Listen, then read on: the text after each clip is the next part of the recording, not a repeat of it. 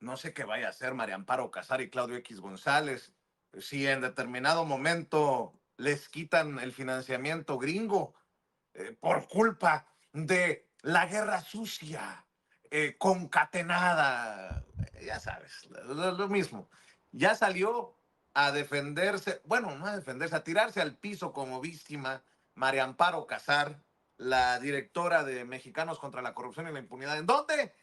Sí, con Ciro Gómez Leiva. Ahora sí te escucho, Ciro. Muy buenos días. Te escuchamos. Manuel, buenos días. Buenos días, Amparo.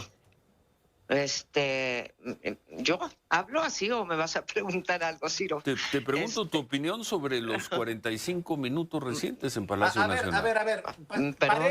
Paremos aquí, mi querido Ricardo Sevilla, porque esto es maravilloso. Maravilloso. Para estos tiempos en los que estamos exhibiendo a hipócritas, a culeros, a sicarios del periodismo. Fíjate nada más cómo la propia María Amparo Casar exhibe a Ciro Gómez Leiva. La idea no era entrevistarla periodísticamente por lo que se está exhibiendo, sino abrirle el micrófono para que diga lo que le dé su regalada gana. La propia María Amparo, a ver, ¿hablo o me vas a preguntar? Y la pregunta de Ciro es, ¿qué piensas de estos 45 minutos que te han dedicado? A ver, cabrón, hay una lista. A ver, ¿es cierto? ¿Qué está en juego con el financiamiento gringo a una asociación civil como la que tú diriges? Ni eso, Ricardo, ni eso. Esa está cabrón. Está... En fin. Vicente, hay mucho dinero de por medio y aunque estos personajes ya no recibieran el dinero de las asociaciones o de las organizaciones injerencistas estadounidenses, les quedarían todos estos personajes. Alejandro Ramírez de Cinépolis, Emilio Icaza Chávez, le quedaría el propio presidente de Kimberly Clark México, el papá, Claudio Javier González Laporte. Estos personajes han dado alrededor de 40 millones de pesos. 40 millones de pesos. Imagínese usted nada más lo que se podría construir con 40 millones de pesos en términos periodísticos. Híjole, para mí eso es una suma impensable. Yo creo que muchísimos periodistas, si uniéramos todo nuestro dinero, todo nuestro capital durante el tiempo, 5 años que prácticamente estos personajes ganaron esa lana, no podríamos, pero acercarnos ni poquito a esa cantidad de dinero. Así que si no recibieran la lana, ahí está Armando Santa Cruz, está Enrique Guille Terrazas, es decir, con números son 39,218,000 pesos. O sea, es muchísimo dinero, así que estos personajes no van a parar, van a querer seguir golpeando al gobierno en la última etapa de Andrés Manuel López Obrador y al gobierno, digamos, recién nacido o que está por nacer de Claudia Sheinbaum. Estos personajes, insisto, nosotros sabíamos ya perfectamente que Cinépolis, que Cinemex, que el Grupo México, que es del mismo personaje de Germán Larrea, estaban aportando mucho dinero, pero se suma otra serie de grupos empresariales, se suma otra serie de empresarios vinculados todos ellos entre sí y que tienen presencia no solamente empresarial, sino en medios de comunicación y, ojo, también en escuelas y universidades. Así que de ahí están emanando todos estos supuestos periodistas y si usted revisa la lista minuciosamente, se va a dar cuenta que todos esos periodistas, ahí está en la lista Raúl Olmos, por ejemplo, está Raúl Olmos ahí. Entonces, Raúl Olmos, ¿para quién trabaja? Para Mexicanos contra la Corrupción y la Impunidad. Le paga una muy buena lana, millones. Ahí está el listado que da a conocer el titular de la Unidad de Inteligencia Financiera esta mañana. Y entonces, eso debilita, pero por completo, ya no debilita, porque debilitado estaba, lo desacredita por completo, porque entonces hubo pagos de por medio de Mexicanos contra la Corrupción y la Impunidad, que recibe a su vez financiamiento de organizaciones injerencistas extranjeras, tanto estadounidenses como españolas, pero además de los grupos empresariales aquí. ¿Para quién trabaja Público Memorioso? Raúl Olmos, Daniel Izárraga y toda esta gente está trabajando para la derecha. Egresan de las universidades vinculadas a ese poder económico y evidentemente luego los captan porque es una sucesión, los educan ellos, los contratan ellos y los titiritean ellos. Entonces, todo esto no se sabía en otros sexenios, se barruntaba, se sospechaba, pero hoy Pablo Gómez ha hecho un trabajo muy interesante y también de mucha valía. A partir de aquí tendría que revalorarse la intervención de estos personajes en los medios de comunicación y la intervención de estos agentes golpistas en la vida política de este país. No se puede permitir que un empresario con esos intereses como Claudio X González siga presentándose como una suerte de periodista, como una suerte de Batman que está rescatando o que pretende rescatar a la ciudadanía de las garras de un gobierno que él dice que es un gobierno de dictadores, que es el que encabeza el presidente López Obrador. No es así. Ya sabemos de qué lado está mascando la iguana, ando infelizmente de dos lados, mi querido Vicente, del lado injerencista con gobiernos, con el gobierno de Estados Unidos y con el gobierno español, y también está mascando del lado de los empresarios de aquí, de México, que por supuesto tienen una presencia tremenda en toda Latinoamérica. Así que se les cayó el teatro, mi querido Vicente, y nosotros vamos a seguir revisando e investigando minuciosamente, porque la gente merece estar plenamente informada de quiénes son estos personajes en realidad. Claro que sí. Antes de que te vayas, Ricardo, grábenme, don David. Histórico lo que acaba de ocurrir en el Tribunal Electoral del Poder Judicial de la Federación. Ese tribunal que hasta hace poco estuvo encabezado por el calderonista Reyes Rodríguez Mondragón, ese tribunal que buscaba ser cooptado por Norma Piña, la ministra presidenta de la Suprema Corte de Justicia de la Nación, y que hoy está en sesión pública para emitir el dictamen relativo al cómputo de la elección de la presidencia de los Estados Unidos mexicanos, la declaración de validez de la elección y de presidenta electa. Esto que le vamos a presentar es historia, señoras y señores, y lo ve y lo escucha a través de Sin Censura. Magistrada Presidenta, le informo que de conformidad con el artículo 167 de la Ley Orgánica del Poder Judicial de la Federación, hay quórum para sesionar ya que están presentes 6 magistraturas. El asunto de esta sesión es el dictamen relativo al cómputo final de la elección de la presidencia de los Estados Unidos mexicanos, la declaración de validez de la elección y la declaración de presidenta electa. Ese es el asunto, magistrada presidenta, magistradas, magistrados. Gracias, señor secretario.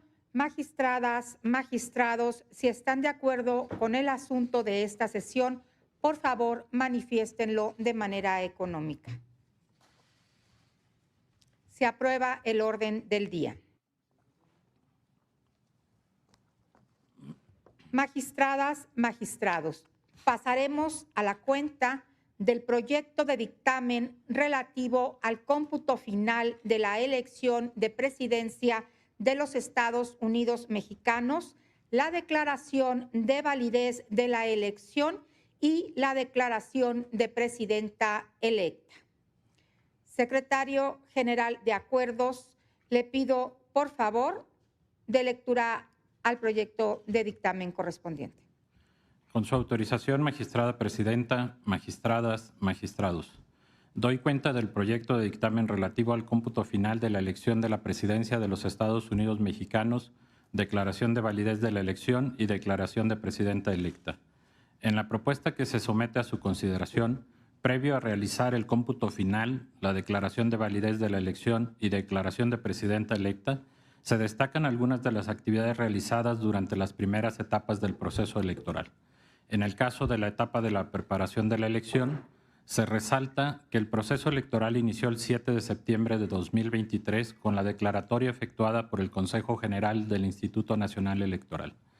Que la coalición Sigamos Haciendo Historia registró a la candidata Claudia Sheinbaum Pardo como su candidata, mientras que la coalición Fuerza y Corazón por México a Berta Xóchitl Gálvez Ruiz. También se da cuenta del registro del candidato del Partido Movimiento Ciudadano, Jorge Álvarez Maínez. Se aprobó el diseño e impresión de las boletas electorales y demás documentación electoral. Se establecieron los topes de gastos de precampaña y campaña y la obligación de los partidos políticos a destinar el 50% de los recursos de campaña y los tiempos en radio y televisión para las candidatas, ello con el fin de prevenir y erradicar la violencia política contra las mujeres por razón de género. Se seleccionaron los funcionarios de las mesas directivas de Castilla, se determinó realizar los conteos rápidos y la implementación del programa de resultados preliminares. Se realizaron 3 debates entre las candidaturas en los que se privilegió la participación de la ciudadanía por regiones y la confrontación de ideas y propuestas entre quienes participaron. Se determinó el listado nominal de personas que podrían votar en las elecciones. De manera particular, en esta etapa de preparación de la elección se destaca que, por primera vez en la elección presidencial, se implementaron las modalidades de voto electrónico por Internet y el voto de forma presencial en módulos de recepción instalados fuera del país para personas residentes en el extranjero. De igual manera, es la primera ocasión que se implementó el voto para personas en prisión preventiva.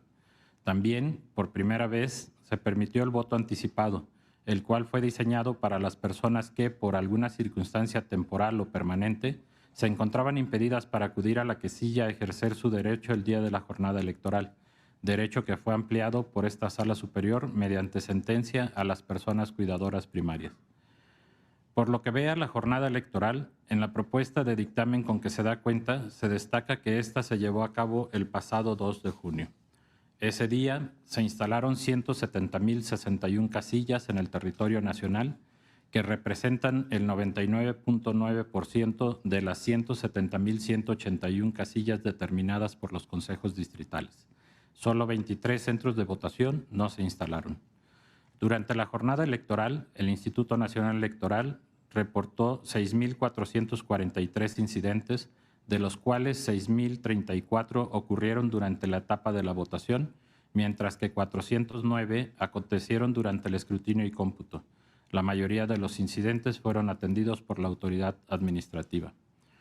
De acuerdo con la información generada por el Sistema de Información de la Jornada Electoral, se advirtió la suspensión definitiva de la votación solo en 27 casillas.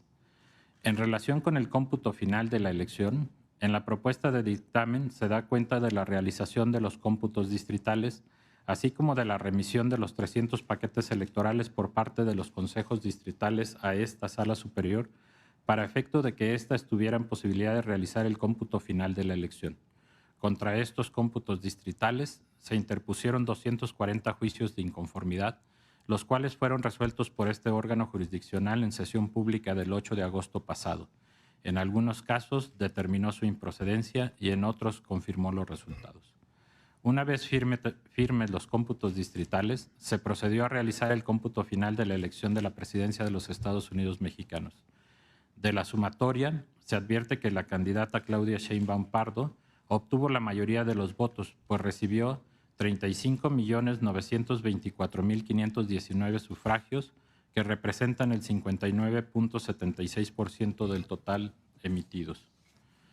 Ahora bien, en relación con la validez de la elección, en el dictamen se propone declarar válida la elección a la presidencia de los Estados Unidos mexicanos, ya que se considera que ésta fue libre, auténtica y periódica y cumple con los principios que rigen la función estatal de organizar las elecciones: certeza, legalidad, independencia, imparcialidad, máxima publicidad y objetividad. Al realizar la verificación de las etapas del proceso electoral, se concluye que los actos previos a su inicio, los actos preparatorios de la elección y la jornada electoral se llevaron a cabo bajo los principios constitucionales mencionados. Algunos, porque al no haber sido impugnados gozan de la presunción de licitud, otros porque fueron impugnados y confirmados por esta Sala Superior, reconociendo su legalidad y constitucionalidad, y en el caso de aquellos que fueron revocados al estimarlos ilegales, fue con la finalidad de restituir el orden jurídico violado.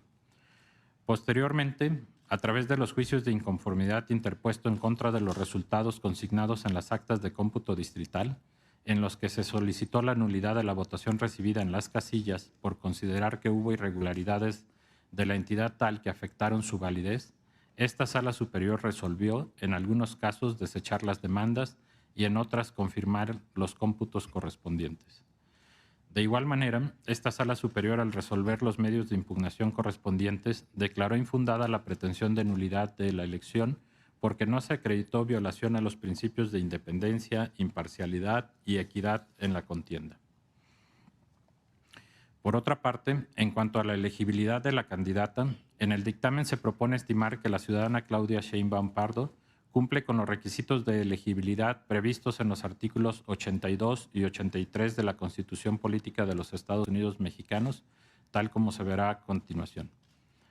Quedó acreditada que es ciudadana mexicana, está en pleno goce de sus derechos, se advierte que su padre y su madre tienen nacionalidad mexicana, tiene una residencia mínima de 20 años en el territorio nacional, tiene más de 35 años, residió en el país en el año anterior a la jornada electoral, no pertenece al Estado eclesiástico, no es ministra de culto religioso, ni está en servicio activo en las Fuerzas Armadas.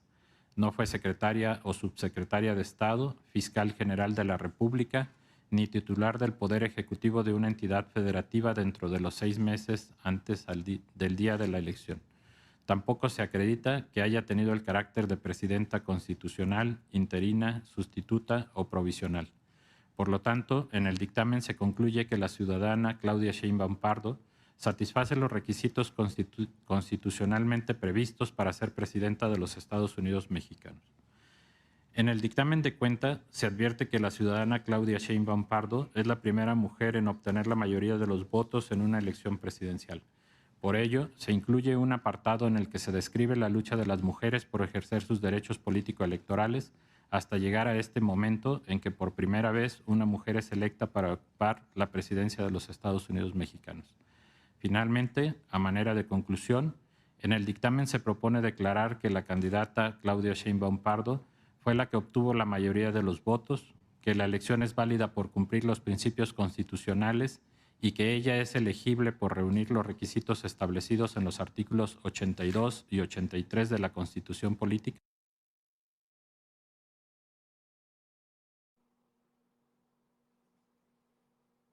Bueno, creo que hemos perdido esta transmisión, pero lo que sí le puedo decir ya, habemos presidenta electa oficialmente. El Tribunal Electoral del Poder Judicial de la Federación ha aprobado este dictamen que leía precisamente